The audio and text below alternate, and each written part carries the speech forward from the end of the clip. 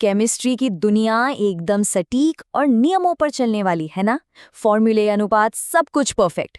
पर क्या हो अगर हम कहें कि केमिस्ट्री की किताबों में दिए गए कुछ सबसे जाने माने फॉर्मूले भी पूरी तरह सच नहीं होते। चलिए आज इसी राज से पर्दा उठाते हैं। चलिए एक बहुत ही आसान से सवाल से शुरू करते हैं।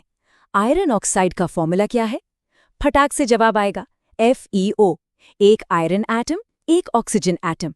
बिल्कुल सीधा साधा। लेकिन क्या ये हमेशा सच होता है? हैरानी की बात तो ये है कि असल दुनिया में जब आयरन ऑक्साइड के क्रिस्टल को देखा जाता है तो उसका फॉर्मूला FeO नहीं बल्कि Fe0.95O के ज़्यादा करीब होता है। जी हाँ, बिल्कुल सही पढ़ा। आयरन के एटम थोड़े से कम हैं। तो ये हो क्या रहा है?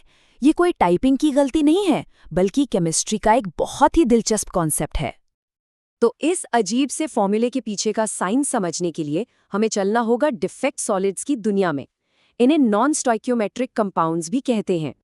तो आखिर ये नॉन स्टोइकियोमेट्रिक कंपाउंड होता क्या है? देखिए, इसकी डेफिनेशन बहुत सिंपल है।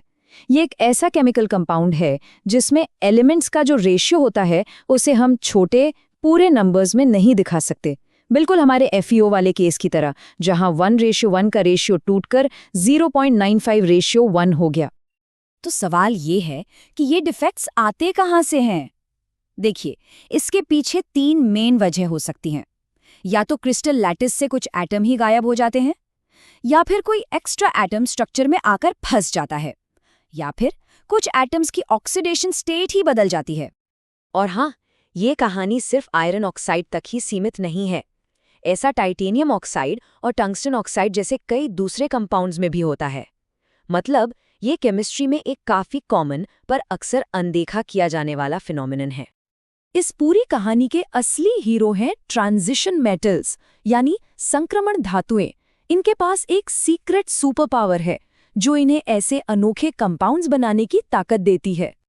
तो सवाल यही है कि भाई ऐसा क्या खास है इन ट्रांजिशन मेटल्स में? यही क्यों बनाते हैं ऐसे नॉन स्टोइकियोमेट्रिक कंपाउंड्स? जवाब छिपा है इनकी सुपर पावर में, और वो है वेरिएबल ऑक्सीडेशन स्टेट्स। इसका मतलब ये है कि ये मेटल्स एक से ज्यादा तरह के आयन बना सकते हैं। जैसे आयरन को ही ले लीजिए, वो Fe2+ भी बना सकता है और Fe3+ भी। और बस यहीं से सारा खेल बदल जाता है। चलिए इसको थोड़ा और आसान करके समझते हैं। मान लीजिए एक परफेक्ट आयरन ऑक्साइड क्रिस्टल है जिसमें सारे आयन Fe2+ हैं, ठीक है। अब होता क्या है कि इनमें से कुछ Fe2+ आयन Fe3+ बन जाते हैं। अब चार्ज को तो बैलेंस करना पड़ेगा, तो क्रिस्टल क्या करता है, वो 3 Fe2+ आयनों की जगह 2 Fe3+ आयनों को रख देता है। इससे वहां खाली जगह यानी वैकेंसीज बन जाती हैं, और बस इसी वजह से फॉर्मूला Fe0.95O बन जाता है। क्यों? क्योंकि कुछ आयरन के एटम्स अब वहां है ही नहीं। अच्छा, तो ये जो इम्परफेक्शन है ये भी मोटे तौर पर 2 तरह का होता है। एक होता है मेटल एक्सेस और दूसरा मेटल डेफिशिएंसी। दोनों में फर्क बिल्कुल साफ है। मेटल एक्सेस डिफेक्ट में क्या होता है, क्रिस्टल लैटिस में एक्स्ट्रा मेटल आयन होते हैं, और इसके ठीक उलट मेटल डेफिशिएंसी डिफेक्ट में मेटल आयन कम होते हैं, या कहिए कि उनकी कमी होती है, जैसा कि हमने FeO के केस में देखा।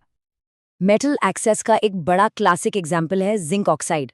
जब सफेद रंग के जिंक ऑक्साइड को गर्म करते हैं ना, तो वो ऑक्सीजन छोड़ देता है। इससे क्रिस्टल में जिंक के आयन एक्स्ट्रा हो जाते हैं, और इसी डिफेक्ट की वजह से उसका रंग पीला पड़ जाता है।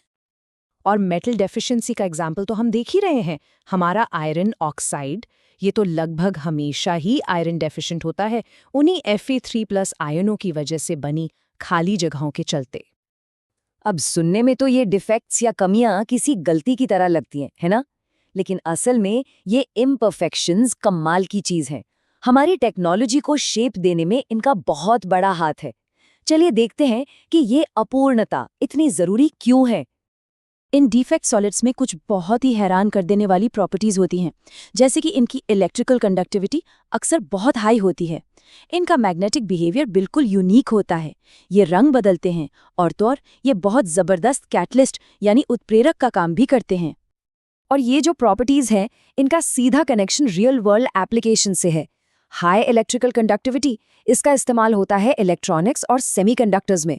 रंग बदलने की इनकी खूबी काम आती है सिरेमिक्स और सेंसर्स बनाने में, और इनकी कैटालिटिक एक्टिविटी वो तो इंडस्ट्रियल प्रोसेस के लिए बहुत ही क्रूशियल है। तो इस पूरी बातचीत का निचोड़ क्या है? अगर एक लाइन में सब कुछ समेटना हो तो वो ये है: non stoichiometric transition metal oxides variable oxidation states और लैटिस डिफेक्ट्स की वजह से बनते हैं। बस यही वो सबसे ज़रूरी बात है जो हमें याद रखनी है। और जाते जाते एक सवाल, अगर केमिस्ट्री में ये डिफेक्ट्स या कमियां इतनी काम की हो सकती हैं, तो जरा सोचिए साइंस और नेचर में ऐसी और कौन-कौन सी इम्परफेक्शंस होंगी जिनमें ऐसी ही कोई छुपी हुई सुपर पावर हो सकती है। सोचने वाली बात है ना?